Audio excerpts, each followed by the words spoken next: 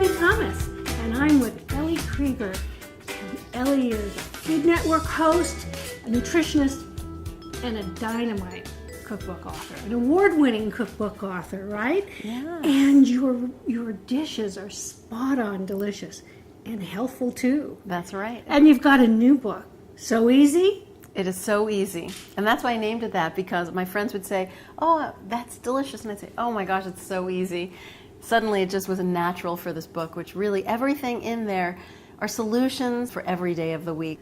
You're going to make a delicious butternut stew? Yes, it's an aromatic beef and butternut squash stew. And how do we start? Okay, so basically, start off with browning some meat. And I just wanted to show you here because I always measure the oil. You just need 2 teaspoons And that of oil. doesn't seem like very much. No, if you glug it in there, you're probably adding close to a 1/4 cup. In this case, just a little bit will do it. It's really enough to cover the bottom of the pan. Exactly, enough to cover the bottom of the pan.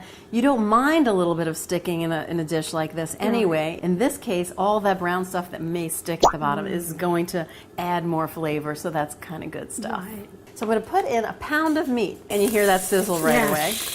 And this is one way to ensure that you get a smart portion of meat. You know, if you just put a 3-ounce steak on your plate, it's going to look very measly. Just make sure it's not crowded. That's the other real key. If it's crowded in there, it's just going to steam. So it just needs about 5 minutes maybe on each side. Maybe just do 2 sides, but you want to get that nice caramelized brownness. Right. It really does create more flavor. It does. Now you see that gorgeous brown. Oh, yeah. That's what you want. So just kind of turning the pieces over, giving it a toss. Look at the brown on this. Yeah, that's exactly Yeah, that's it, huh? exactly what we want. Right? And don't worry about any of that stuff sticking to the pan at the bottom, because again, when the liquid gets in there, that's the flavor. That's right.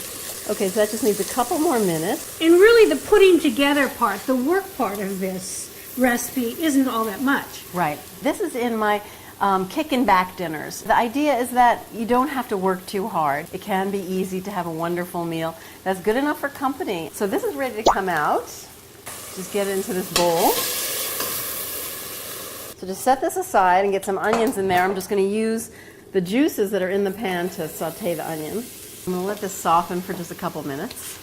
So next up, some ginger, some fresh ginger. A couple cloves of garlic. Just get hit immediately with those great aromas.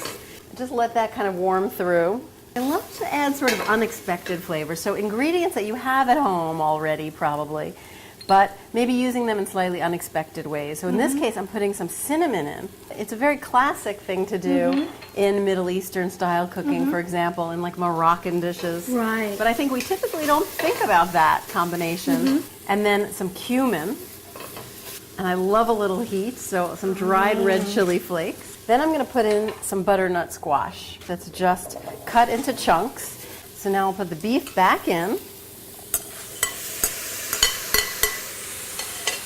Some beef broth, if you're lucky enough to have some homemade stock. Which Those were the days. I know, I never Ellie. seem to have that around. Those were the days. Then some diced tomatoes, again, no salt added. And then some tomato sauce. And then put a lid on it and let it cook for 30 minutes. Just let it simmer. Easy, so easy. So easy, see?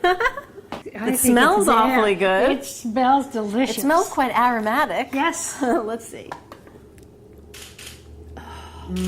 Oh wow, the colors are gorgeous. They've really melded together. Wait till you see how this looks all out here. I'm just going to kind of pour it over onto this platter.